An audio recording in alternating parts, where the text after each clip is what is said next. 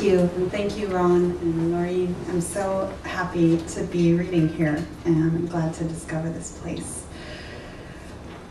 The gin closet is told in the voices of two women. One is a young woman who lives in New York who goes to find her aunt, Tilly, who's been estranged from her family for about 30 years.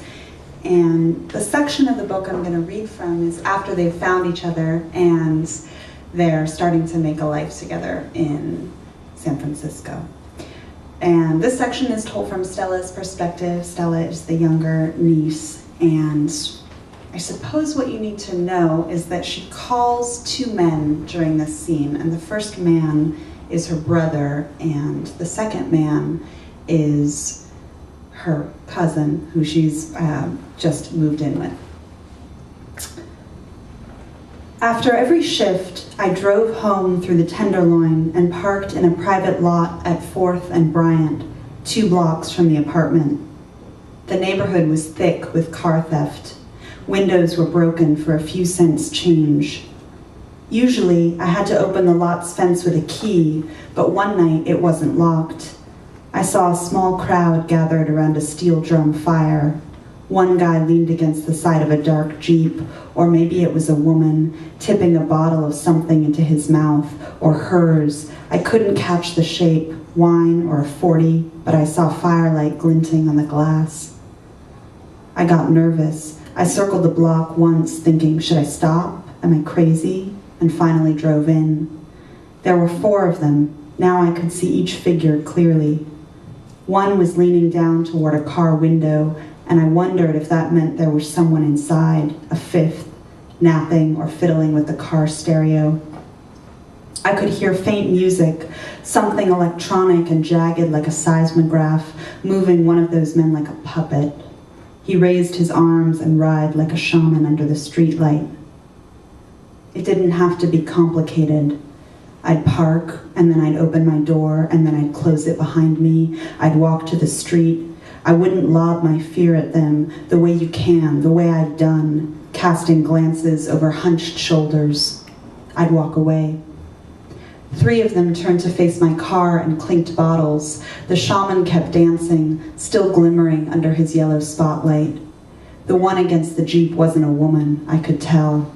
I pulled up the emergency brake and unbuckled my seatbelt. I didn't want to be afraid. They didn't come any closer, but 2 of them walked toward the open section of fence, 2 large swinging panels, and pulled them shut. I felt my throat and my stomach go knotted. I took a deep breath, and it hurt. My eyes steamed with tears. Maybe imagining the worst thing would mean the worst thing couldn't come true.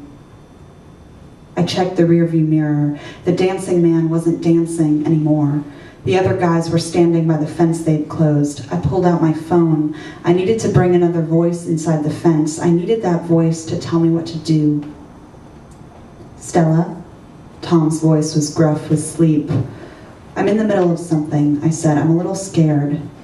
I was almost crying. I knew the second I opened my mouth it would be out there, the salt sting and ache of it, my throat clamped with fear, just wishing I was anywhere else. What's going on, he said. Now he was wide awake. I'm in this parking lot, and there are these men, I said. They're not doing anything, but they closed. What guys? What are they doing? It's this closed lot.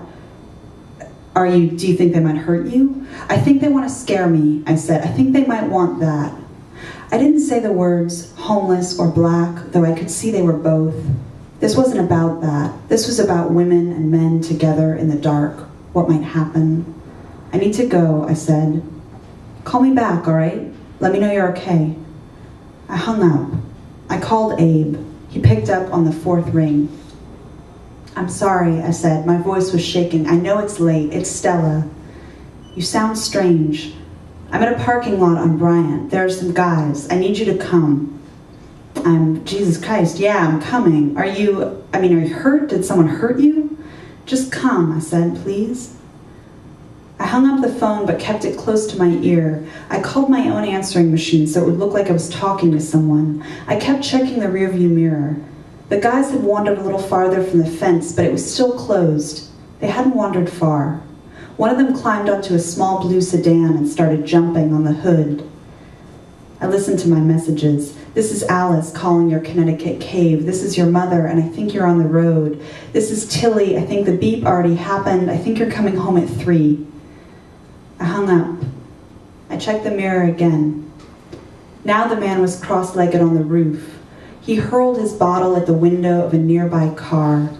There was the high, fragile crackle of glass breaking, then the frantic thrumming of the music once more. I checked the sidewalk both ways. I closed my eyes. I'd count to 20 and then I'd open them. There had to be a way to make the moments pass faster, to get through them any way I could. That was all. I heard tapping. I put my fist into my mouth to stop the sound in my throat.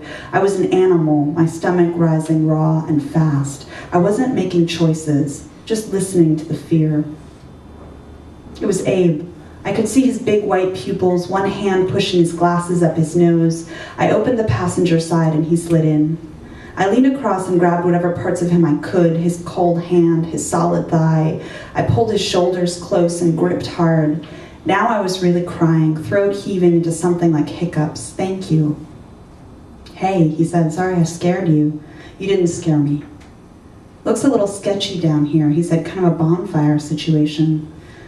I laughed and rubbed my hand across my face. The skin was slick and wet from tears all over my flushed cheeks and my mouth. I didn't see you coming, I said. I was watching. I came in off Bryant. Looks like the other fence is closed. I know, I said, they closed it. I checked the rearview mirror and sure enough, there it was, where he'd come from. The other gate swinging out. It had been open the whole time. They're strung out, he said. They're bums. They don't know what they're doing. They were trying to fuck with my head. It's what they can do, make people afraid. It's all they've got. It's fucking absurd. Hey, he said, it's all right to be scared. I stepped onto the concrete. I could hear the music louder now, the machine of its buzz, traveling through the tar like an underground river and humming against my shoes. It was feedback off an underground microphone. There were pulses of crackling. I saw the dancer man lying in a pool of light. He had his arms and legs spread like a snow angel's. The man sitting on the car was watching us leave. Hey, he said, lady, hey. Abe put his arm around my shoulders. Good night, man, he called out. His voice didn't have any kind of question in it. Lady, don't like my look? Is that the trouble? There's no trouble, said Abe. We're just heading home. Your lady thought there was trouble. The man turned to me, didn't you? He raised his fingers and snapped them right in my face. You're scared of it? Snap. Scared of it? Snap. Scared of it. He grinned until you want it. Just like that. He was close now. He smelled like cigarettes and burnt garlic. Want what? What do I want? Abe tightened his grip. We're just heading home. No trouble at all. No trouble, right, the man said. You got your lady and all that. What do I want? I said again. Why don't you tell me? Don't you know? I don't know. Abe whispered in my ear. We should go. I really don't know, I said. You should tell me. You want me, he said, looking at you.